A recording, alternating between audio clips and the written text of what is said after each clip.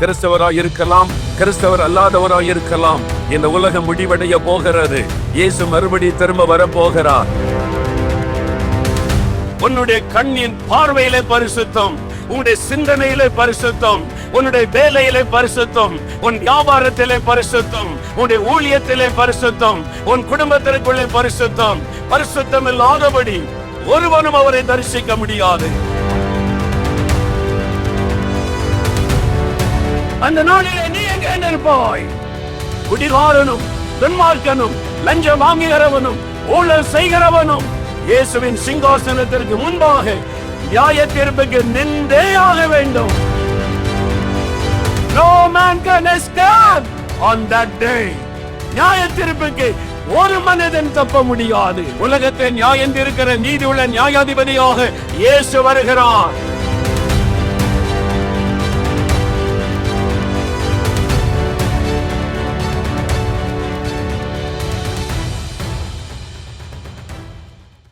அப்போஸ்தலர் நடபடிகள் 1 அதிகாரம் 11வது வசனம். அப்போஸ்தலர் 1 அதிகாரம் 11வது வசனத்தை வாசிக்க கேட்போம். கலிலேயராகிய மனுஷரே, நீங்கள் ஏன் வானத்தை அண்ணாந்து பார்த்து நிற்கிறீர்கள்? உங்களிடத்தில் நின்று வானத்துக்கு எடுத்துக் கொள்ளப்பட்ட இந்த இயேசுவானவர் எப்படி உங்கள் கண்களுக்கு முன்பாக வானத்துக்கு எழுந்தருளி போனாரோ அப்படியே மறுபடியும் வருவார் என்றார்கள்.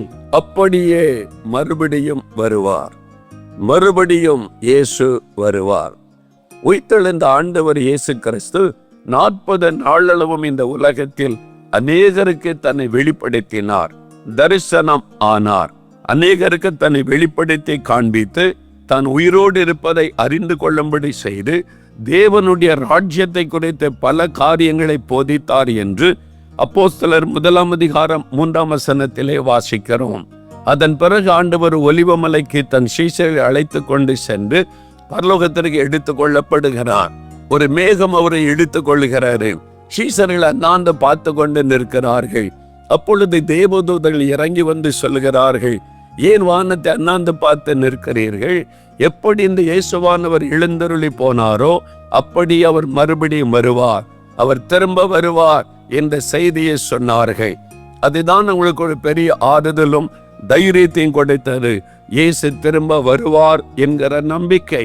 இயேசு கிறிஸ்து தன்னுடைய மரண நேரம் நெருங்கி வந்தபோது தன்னுடைய சீஷரிடத்தில் தன்னுடைய மரணத்தை குறித்தும் தான் பரலோகத்துக்கு எடுத்துக்கொள்ளப்படுவதை குறித்தும் பேசின போது அவள் துக்கமடைந்திருந்தார்கள். யோவான் 14 அதிகாரம் 3 வசனத்தை வாசிக்கும் பொழுது இயேசு அவளிடத்திலே சொல்லுகிறார், உங்கள் இருதயம் கலங்காதிருப்பதாக, நான் பிதாவினிடத்தில் போகிறேன். பிதாவினிடத்தில் அநேக வாசஸ்தலங்கள் உண்டு. உங்களுக்காக ஒரு ஸ்தலத்தை நான் ஆயத்தம் பண்ண போகிறேன். ஆயத்தம் பண்ணின பின்பு நான் மறுபடியும் திரும்ப வருவேன்.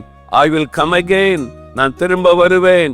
உங்களை என்னிடத்தில் சேர்த்து கொள்ளும்படிக்கும் நீங்கள் என்னோடு கூட எப்பொழுதும் நிலைத்திருக்கும்படிக்கும் உங்களை அழைத்து கொண்டு போக வருவேன் என்பதாக பேசி ஆறுதல் படுத்தினார். ஆகவே தான் யோவான் 14 அதிகாரம் 18 வசனத்தில் இயேசு சொல்லும் பொழுது ஆண்டவர் சொன்னார், நான் உங்களை திக்கற்றவளாக விட்டுவிட மாட்டேன், நான் திரும்ப வருவேன், உங்களை சேர்த்து கொள்ள வருவேன் என்பதாக சொல்லி போனார். அந்த இயேசு கிறிஸ்து வருவார் வருவார் வருவார் என்று அநேக ஆண்டுகளாக பிரசங்கம் பண்ணி கொண்டேதான் இருக்கிறதை பார்க்கிறோம். எப்பொழுது அவர் வருவார்? என்றைக்கு அவர் வருவார்? எப்படி அவர் வருவார்? பல கேள்விகள் உள்ளத்தில் எழும்பலாம். எப்பொழுது அவர் வருவார்? மார்க் 13 அதிகாரம் 32வது வசனத்தில் இயேசுவே சொல்லுகிறார், இயேசு திரும்ப வருகிற நாளையும் நாளிகையையும் ஒருவரும் அறிய மாட்டார்கள். பரலோகத்தில் இருக்கிற பிதா தவிர தேவதூதர்களும் அறிய மாட்டார்கள், குமாரனும் அறிய மாட்டார். இந்த நாள், இந்த கிழமை எப்படி இயேசு வருவார் என்று ஒருவரும் சொல்ல முடியாது. யாராவது வருஷத்தை நாளை குறித்து ஆண்டவர் வெளிப்படுத்தி விட்டார், இயேசு இந்த நாளிலே வரப்போகிறார் என்றால் நம்பி விடாதிருங்கள். இயேசுவே தெளிவாய் சொல்லுகிறார், ஒருவரும் அறிய மாட்டார்கள். குமாரனுக்கு கூட அது தெரியாது. பிதாவானவர் ஒருவருக்கு தான் எப்பொழுது வருவார் என்பது தெரியும் என்பதாக. ஆனால் அடையாளங்களை குறைத்து ஆண்டவர் பேசுகிறார். மத்தேயு 24 அதிகாரம் 3வது வசனத்தில் சீஷர்கள் இயேசுவினிடத்தில் வந்து, உம்முடைய வருகைக்கும் உலகத்தின் முடிவுக்கும் அடையாளம் என்ன என்று கேட்ட பொழுது இயேசு பல அடையாளங்களை சொல்லிக் கொண்டே வருகிறார். மற்ற 24 அதிகாரம் 6-7 வசனங்களை வாசித்து பாருங்கள். யுத்தங்களையும் யுத்தங்களின் செய்திகளையும் கேள்விப்படுவீர்கள். பஞ்சங்கள், உலகத்தை பாதிக்கிற பஞ்சங்கள் உண்டாகும். கொள்ளை நோய்கள் பலமான ஒரு தாக்கத்தை கொண்டு வரும். பூமி அதிர்ச்சிகள் பல இடங்களில் உண்டாகும். இதெல்லாம் ஆண்டவர் சொன்ன முக்கியமான அடையாளங்கள். அதுல இன்னொரு அடையாளம், கிறிஸ்தவர்களும் தேவ ஊழியர்களும் தேவனுடைய திருச்சபையும் உபத்திரவப்படுவீர்கள், பகைக்கப்படுவீர்கள், உங்களை தாக்குவார்கள், உங்கள் மீது பொய்யான குற்றச்சாட்டுகளை சொல்லி நீதிமன்றத்திலே கொண்டு போய் நிறுத்துவார்கள். அதிகாரிகளுக்கு முன்பாய், ஆளுகிறவர்களுக்கு முன்பாய் நிறுத்தப்படுவீர்கள். எல்லாரும் என் நாமத்தை நிமித்தம் உங்களை பகைப்பார்கள். மிகுந்த ஒரு உபத்திரவம். இதுவும் ஆண்டவருடைய வருகைக்குரிய முக்கியமான அடையாளம். மற்றொரு அடையாளம், சுவிசேஷம் எல்லா ஜனங்களுக்கும் தீவிரமாய் அறிவிக்கப்படும். மற்ற 24:14 வாசிக்கிறபடி இந்த சுவிசேஷம் சகல ஜாதிகளுக்கும் தீவிரமாய் அறிவிக்கப்படும். அது அறிவிக்கப்பட்ட பிறகுதான் அவருடைய வருகை இருக்கும் என்பதாய் சொல்லப்படுவதை நாம் பார்க்கிறோம். அப்ப இன்றைக்கு உலகத்தை நோக்கி பாருங்கள். தினந்தோறும் செய்தித்தாளை எடுத்து பார்த்தீங்களா, அங்கு எழுதப்பட்ட செய்திகளில் நிறைய செய்திகள் இயேசு சீக்கிரம் வரப்போகிறார் என்பதை சொல்லிக்கொண்டே இருக்கிறதை பார்க்க முடிகிறது. கடைசி நாட்களிலே கொடிதான காலமாயிருக்கும். மனிதர்கள் மிருகத்தை போல மாறிவிட்ட சூழ்நிலை இன்றைக்கு பார்க்கிறோம். அன்பில்லை, இரக்கமில்லை, பரிசுத்தம் இல்லை, ஒரு நீதி இல்லை. மக்களுக்குள்ளே இந்த பாவ உணர்வுகளும் இதுவரை கண்டிராத வேதனை உண்டாக்குற காரியத்தை பார்க்கிறோம். கடைசி காலத்தில் மனிதனுடைய சுபாவங்கள் மாறி போகும். இதெல்லாம் இன்றைக்கு கண்கூடாக நாம் பார்க்கிறோம். இதெல்லாம் இயேசு சீக்கிரம் வரப்போகிறார் என்பதை நமக்கு தெளிவுபடுத்தி கொண்டிருக்கிறது. இவைகளை நீங்கள் பார்க்கும் பொழுது அவர் வாசற்படியிலே சமீபமாய் வந்துவிட்டதை அறியுங்கள் என்பதாய் மார்க்கு 13:29 இயேசு சொல்லி இருக்கிறதை நம்ம பார்க்கிறோம். அப்ப இதுதான் இன்றைக்கு பார்த்து கொண்டிருக்கிற காரியம். ஒருவேளை நினைக்கலாம், இந்த பூமி அதிர்ச்சிகள், யுத்தங்கள், கொள்ளை நோய்கள் பழைய ஏற்பாட்டு காலத்திலும் இருந்தது, புதிய ஏற்பாட்டு ஆரம்ப காலம் 1000 ஆண்டுகளுக்கு முன்பாகவும் இருந்தது, இப்பொழுது நடக்கிறது என்பதாக நாம எண்ணக்கூடும். இந்த கடைசி காலத்தில் வரக்கூடிய இந்த சம்பவங்கள் உலகம் தழுவினதாக இருக்கும். இதுக்கு முன்னாலும் இந்த கொள்ளை நோய்கள் ஒரு குறிப்பிட்ட தேசம், ஒரு குறிப்பிட்ட பகுதியை மட்டும் தாக்கி இருக்கும், அவ்வளவுதான். ஆனால் கடைசி காலத்தில் உண்டாகிற இந்த தீமை, அது லூக்கா 21:35 இயேசு சொல்லுகிறார், இது ஒரு கண்ணியை போல உலகம் முழுவதிலும் எல்லா மக்கள் மேலும் உண்டாகும். உலகம் முழுவதையும் பாதிக்கிற பாதிப்புகள் கடைசி காலத்திலே வரும். எந்த கொள்ளை நோயும் கொரோனா கொள்ளை நோயை போல, COVID-19 போல இதுவரைக்கும் வந்ததே கிடையாது. 3-4 மாதத்துக்குள்ளாக 225 நாடுகளும் முடக்கப்பட்டு விட்டது. நம்முடைய நாட்களிலே நம்முடைய கண்களால் காணும்படி நம்முடைய காலத்தில் தான் இப்படிப்பட்ட ஒரு கொள்ளை நோய், முழு உலகத்தை பாதித்த கொள்ளை நோய். அதே விதமாய் முழு உலகத்தை பாதிக்கிற பஞ்சம் வந்து கொண்டிருக்கிறாரு. இது பரவ ஆரம்பித்து விட்டது. ஐரோப்பா நாடுகளுக்குள்ளே பஞ்சம், அமெரிக்கா தேசத்திலே பொருளாதார வீழ்ச்சிகள், பஞ்சம் ஆரம்பித்து விட்டது.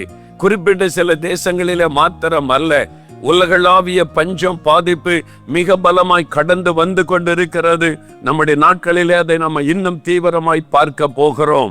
அதே மாதிரி இயேசு சொன்னார், பூமி அதிர்ச்சிகள் பல இடங்களிலே மகாபூமி அதிர்ச்சிகள் உண்டாகும்.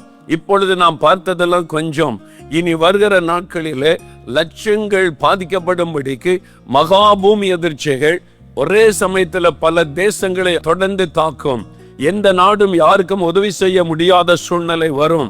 இதெல்லாம் இனி சீக்கிரமாய் நடப்பதை நம்ம பார்க்க போகிறோம்.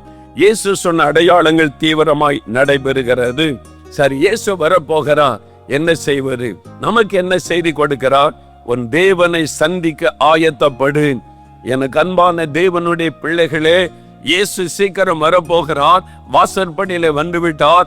நாம் அவரை சந்திக்க வேண்டும், மகிழ்ச்சியோடு அவரை சந்திக்க வேண்டும், அவரோடு கூட பரலோக ராஜ்யத்தில் பிரவேசிக்க வேண்டும். இந்த சிந்தை உள்ளவர்களாய் நாம் வாழ வேண்டும். அதற்கு நம்மை ஆயத்தப்படுத்திக் கொள்ள வேண்டும் என்று ஆண்டவர் விரும்புகிறார். உன் தேவனை சந்திக்க ஆயத்தப்படு. ஆயத்தப்படு. இந்த ஆண்டவர் திரும்ப திரும்ப சொல்லுகிற செய்தி இன்னைக்கு உலகம் எல்லாம் அறிவிக்கப்பட்டு கொண்டே வருகிறது. ஆகவே இங்கு வந்திருக்கிற நீங்கள் யாராயிருந்தாலும், கிறிஸ்தவராயிருக்கலாம், கிறிஸ்தவர் அல்லாதவராயிருக்கலாம், இந்த உலகம் முடிவடைய போகிறது. இயேசு மறுபடி திரும்ப வரப்போகிறார். இந்த உலகத்தில் அவர் வந்து ஆளுகை செய்ய போகிறார். அந்த வருகையிலே நாம காணப்பட்டு விட வேண்டும். அந்த வருகையில இயேசுவை மகிழ்ச்சியோடு சந்தித்து பரலோக பாக்கியத்தை பெற்றுக்கொள்ள வேண்டும். இந்த ஆண்டவர் இயேசு உங்களோடு தெளிவாக இன்றைக்கு பேசுகிறார். சரி, அவரை யார் சந்திக்க முடியும்? அவர் வரும் பொழுது அவரை சந்திக்க நாம் என்ன செய்வது? மத்தேயு 25:31 வாசிங்க.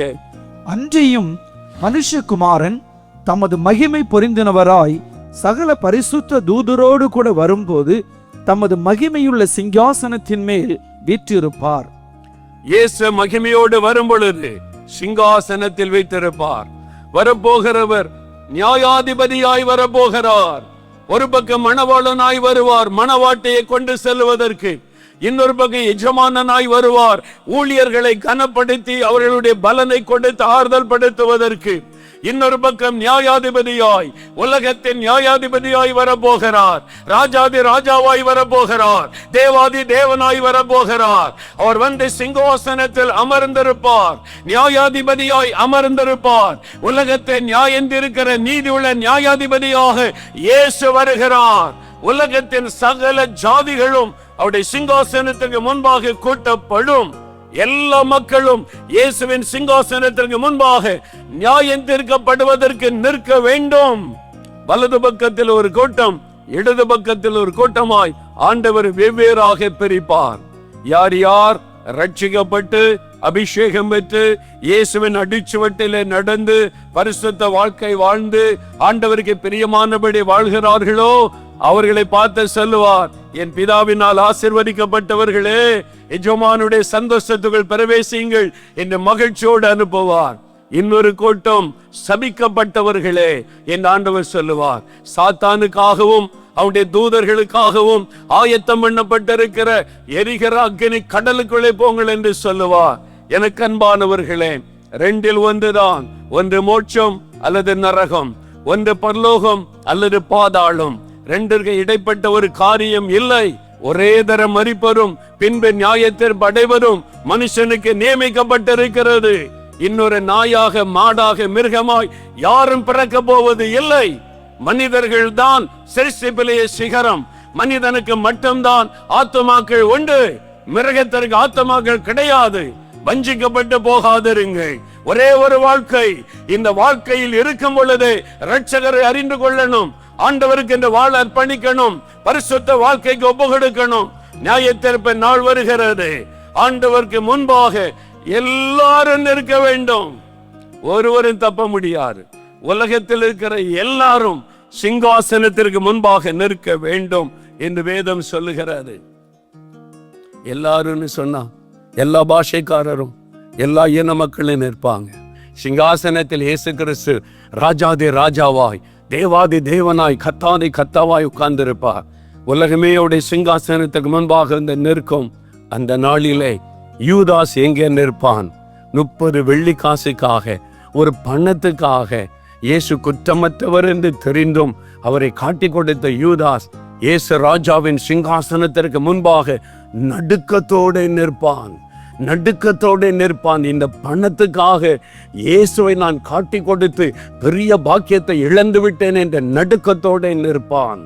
அவர் குற்றமற்றவர் என்று தெரிந்த பிறகும் தன்னுடைய பதவியை காத்துக் கொள்வதற்காக இயேசு கிறிஸ்துவை கை கழுவி, இந்த நீதிமானுடைய இரத்தப்பழி எனக்கு சம்பந்தமில்லை என்று கை கழுவி அவரை சிலுவைக்கு ஒப்பு கொடுத்தான பிலாத்து இயேசு ராஜாவின் சிங்காசனத்திற்கு முன்பாக நடுக்கத்தோடு நிற்பான்.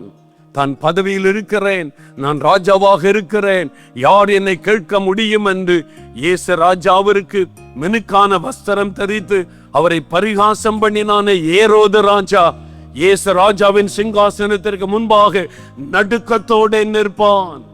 இவர்கள் குற்றமற்றவர்கள், வெறும் நற்செய்தி சொல்லுகிறார்கள் என்று தெரிந்தும் சில மதவாதிகள், யூத மத தலைவர்கள் அவர்களை கொலை செய்ய, அவர்களை கல்லெறிய, அவருடைய இரத்தத்தை சிந்த தங்களுடைய வெறும் வேஷம் போட்ட பக்தியினாலே உண்மையான சுவிசேஷத்தை அறிவித்தவளை கொலை செய்தார்களே அந்த யூத மத தலைவர்கள் இயேசு ராஜாவின் சிங்காசனத்திற்கு முன்பாக நடுக்கத்தோடு நிற்பார்கள்.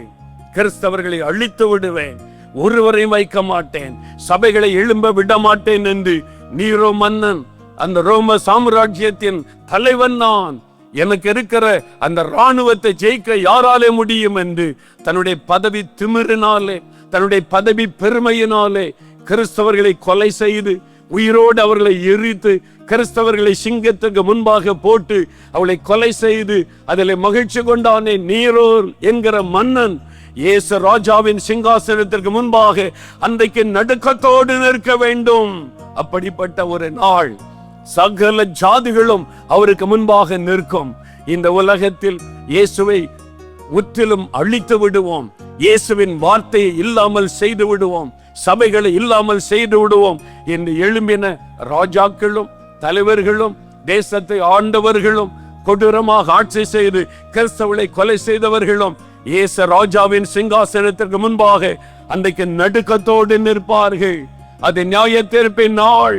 அந்த நாளிலே உலகத்தின் சகல ஜாதிகளும் இயேசு ராஜாவின் சிங்காசனத்திற்கு முன்பாக நியாயத்திற்கு நிற்கப்பட்டு ஆக வேண்டும். சகல மக்களை நிற்க வேண்டும்.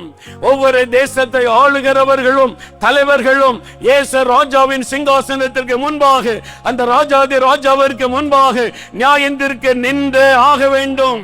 ஒவ்வொரு மத தலைவர்களும் இயேசு ராஜாவின் சிங்காசனத்திற்கு முன்பாக நியாயத்திற்கப்பட நின்று ஆக வேண்டும். கிறிஸ்தவர்கள் மீது பொய்யான குற்றச்சாட்டுகளை சொல்லி ஜெயிலிலே அடைத்து கொடுமைப்படுத்துகிற கயவர்களும் இயேசு ராஜாவின் சிங்காசனத்திற்கு முன்பாக நியாயத்திற்கு நின்று ஆக வேண்டும். சபைகளில் அரசியல் பண்ணி சபைக்குள்ளே பிரிவினை உண்டாக்கி இயேசுவின் நாமத்திற்கு தூஷணத்தை கொண்டு வருகிற கிறிஸ்தவர்களாய் இருந்தாலும் சிங்காசனத்திற்கு முன்பாக நியாயத்திற்கு நின்று ஆக வேண்டும். No man can escape on that day. நியாய தீர்ப்புக்கு ஒரு மனிதன் தப்ப முடியாது. அந்த நாளிலே நீ எங்கே நிற்பாய்? அந்த நாளிலே நீ எங்கே நிற்பாய்? குடிகாரனும் துன்மார்க்கனும் லஞ்சம் வாங்குகிறவனும் ஊழல் செய்கிறவனும் இயேசுவின் சிங்காசனத்திற்கு முன்பாக நியாய தீர்ப்புக்கு நின்றே ஆக வேண்டும். ஒருவரும் தப்ப முடியாது, ஒருவரும் தப்ப முடியாது. கள்ள உபதேசக்காரர்களும் கள்ள உபதேசம் என்று தெரிந்தும் பணத்துக்காக புகழுக்காக மக்களை வஞ்சித்து ஏமாற்றி கொண்டிருக்கிற கொல்லாதவர்களும் கள்ள தீர்க்கதரிசிகளும் கள்ள போதகர்களும் அந்தி கிறிஸ்துவின் ஆவி உடையவர்களும் இயேசு ராஜாவின் சிங்காசனத்திற்கு முன்பாக நின்றே ஆக வேண்டும். அன்றைக்கு நீங்க எங்க நிப்பீங்க? எங்க நிப்பீங்க? வலது புறத்திலா இடது புறத்திலா? பக்தியினாலே பரலோகத்துக்கு போக முடியாது. பக்தியா இருக்கிறேன், சர்ச்சில் போய் தசமா கொடுக்கறதுனால பரலோகத்துக்கு போக முடியாது. பாவத்தை விட்டு மனம் திரும்பணும். கடைசியாய் ஒரு வசனத்தை கவனியுங்க. வெளிப்படுத்தின விசேஷம் 22ஆம் அதிகாரம் 11-12 வசனத்தில் சொல்லப்படுகிறதை கவனியுங்கள்.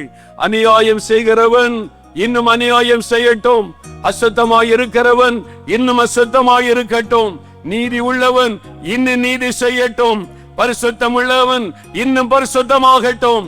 இதோ நான் சீக்கிரமாய் வருகிறேன். இயேசு சொல்லுகிறார், பரிசுத்தமாகிற தேவ பிள்ளையே இன்னும் பரிசுத்தமாக, நீதி செய்கிற தேவ பிள்ளையே இன்னும் நீதியாய் நடந்து கொள். அநியாயம் செய்கிறவர்களை கண்டு சோர்ந்து போகாதே, அக்கிரமம் பண்ணுகிறவர்களை கண்டு சோர்ந்து போகாதே. அவங்க எல்லாம் நல்லா தானே இருக்காங்க, அவங்க தான் நல்லா தானே இருக்கிறாங்க சொல்லாதே. அவங்க நல்லா இல்ல, நரகத்தின் வாசற்படியிலே நிற்கிறார்கள், அக்கினியின் வாசற்படியிலே நிற்கிறார்கள். நீ இன்னும் பரிசுத்தமாக, இன்னும் நீதி செய், இன்னும் ஆண்டவரை நெருங்கு, இன்னும் ஜெபத்தை அதிகப்படுத்து, ஆண்டவரை நெருங்கி வாழ். ஆண்டவர் சொல்ல, இதோ நான் சீக்கிரமாய் வருகிறேன். அவனுடைய கிரியைகளின்படி நான் அளிக்கும் பலன் என்னோட வருகிறது. லஞ்சம் வாங்குகிறவனே உனக்குரிய பலன் வருகிறது, குடிகாரனே உனக்குரிய பலன் வருகிறது, துன்மார்க்கனே உனக்குரிய பலன் வருகிறது. எப்படியும் பணம் சம்பாதிக்க வேண்டும் என்று சமுதாயத்தை சீரழித்து கள்ள கணக்குகளை எழுதி கலப்படங்களை செய்து ஜனங்களுக்கு துன்பமாய் அநியாயம் செய்து பணம் பணம் பணம் என்று பணத்தை பேயாக நினைத்து பற்றி கொண்டு வாழுகிறவனே உனக்குரிய பலன் வருகிறது. ஆண்டவர் பலனை கொண்டு வருகிறார். No man can escape on the judgment of the Lord. ஒரு மனிதனும் தப்ப முடியாது. யாராக இருக்கலாம், உன் பதவி எவ்வளவு பெரிதாகவும் இருக்கலாம், ஒருவரும் தப்ப முடியாது. ஐயன் நியாய தீர்ப்பின் நாள், அந்த நாளிலே சகலரும் நடுக்கத்தோட நிப்பாங்க. அப்ப நீ எங்க நிப்பாய்? நீ யோசித்து பார் மகனே, மகளை யோசித்துப்பா. இன்னும் கால தாமதம் பண்ணாத, இனி காலம் இல்லை. வாசற்படியிலே வந்து விட்டார், நியாயாதிபதி வந்து விட்டார், வெளிப்பட போகிறார். உலக ராஜ்யங்களை ஆளுகை செய்ய போகிற இயேசு வந்து விட்டார். அவர் முழு உலகத்தையும் 1000 வருஷம் அரசாட்சி பண்ண போகிறார். நீங்க சொல்வது எப்படி நம்புவது? இதுவரை நடந்து கொண்டிருக்கிற அத்தனையும் இந்த வேதத்தில் சொல்லப்பட்டவைகள் தான். இதில் எழுதப்பட்டபடிதான் இன்றைக்கு நடந்து கொண்டிருக்கிறது. இதில் சொல்லப்பட்டபடிதான் இனிமேலும் நடக்கும். இதுதான் சத்தியம். நீ நம்பினாலும் நம்பாவிட்டாலும் என் இயேசு சீக்கிரமாய் வருகிறார். நீ எதிர்பார்த்தாலும் எதிர்பார்க்காவிட்டாலும் இயேசு சீக்கிரம் வருகிறார். நீ ஆயத்தமானாலும் ஆயத்தமாகாவிட்டாலும் இயேசு சீக்கிரம் வருகிறார். இதோ அவர் சீக்கிரமாய் வருகிறார். ஏன் அவர் தாமதிக்கிறார் தெரியுமா? ஏன் அவர் தாமதிக்கிறார்? ஒரே ஒரு காரியம். 2 பேதுரு 3:9 ஆண்டவர் சொல்லுகிறார், அவர் வாக்குத்தத்தத்தை குறைத்து தாமதமாயிருக்கவில்லை, எல்லாரும் மனம் திரும்ப வேண்டுமே. ஒருவராவது நரகத்து விழ போயிடக்கூடாது. அந்த சாத்தானோடு நரகத்தின் அக்கினியில் அழிந்து விடக்கூடாது. எல்லாரும் மனம் திரும்ப வேண்டுமே என்று நீடிய பொறுமை உள்ளவராய் அவர் காத்திருக்கிறார். ஏன் தாமதிக்கிறார் தெரியுமா? நீ மனம் திரும்ப வேண்டும் என்று. வாலிபனே, நீ மனம் திரும்ப வேண்டும் என்று. வாலிப மகளே, நீ மனம் திரும்ப வேண்டும். கிறிஸ்தவனை, நீ மனம் திரும்ப வேண்டும் என்று. லஞ்சம் வாங்குகிற கிறிஸ்தவனை, அநியாய சம்பாத்தியம் என்ற கிறிஸ்தவனை, நீ மனம் திரும்ப வேண்டும் என்று. மதுபானத்துக்கும் குடிக்கும் வேசித்தனத்துக்கும் துன்மார்க்கத்துக்கும் அடிமைப்பட்டிருக்கிற நீ மனம் திரும்ப வேண்டும் என்று காத்திருக்கிறார். சபை என்கிற பெயர்ல அரசியல் பண்ணி கொண்டு சபையை பாழாக்கி அரசியல்வாதிகளை விட கேவலமான அரசியலை சபைக்குள்ளே நடத்தி கொண்டிருக்கிற பொல்லாதவனே, நீ மனம் திரும்ப வேண்டும் என்று கர்த்தர் காத்திருக்கிறார். நீ மனம் திரும்பாத பட்சத்தில் நரகத்தின் வாசல் உனக்கு திறக்கப்பட்டு விடும். ஆண்டவர் உனக்கு கொடுக்கிற கடைசி சந்தர்ப்பம். ஒருவேளை இதுதான் கடைசி சந்தர்ப்பமாயிருக்கலாம். நான் இப்படி பேச என்ன காரணம்?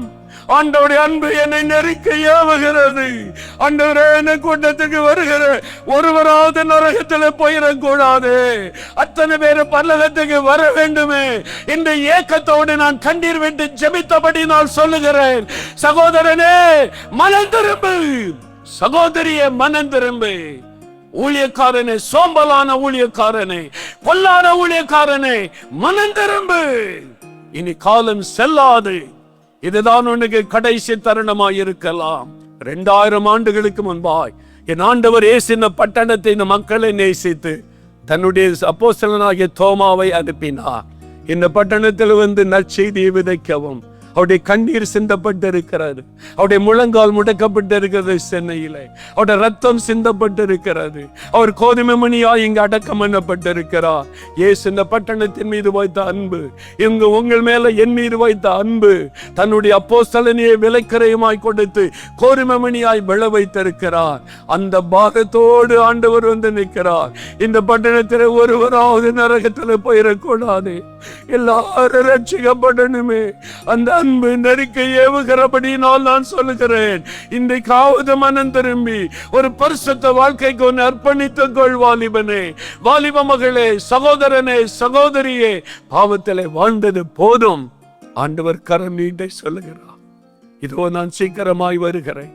அவனவனுக்குரிய பலன், கிரியைகளுக்குரிய பலன் வருகிறது. இந்த நாளில் ஆகிலும், இந்த நாளில் ஆகிலும், இந்த நாளில் ஆகிலும் உன் சமாதானத்திற்கு ஏற்றவைகளை அறிந்து கொண்டால் நலமாயிருக்குமே. குடியிலும் வெறியிலும் வேசித்தனத்திலும் துன்மார்க்கத்திலும் லஞ்சத்திலும் ஊழலிலும் பண ஆசையிலும் இதெல்லாம் தப்பு இல்லை, அதெல்லாம் தப்பு இல்லை, இது தவறு இல்லை. எல்லாரும் செய்றாங்க, அவங்க செய்றாங்க, இவங்க செய்றாங்க, எல்லாரும் நரகத்தை நோக்கி போறாங்களே. அந்த பாரத்தோடு தான் ஆண்டவர் சொல்லுகிறார், இப்படி வாழ்ந்து பரலோக பாக்கியத்தை காணவே முடியாது. அது பரிசுத்தமான இடம், பரிசுத்தமுள்ள தேவன் வருகிறார்.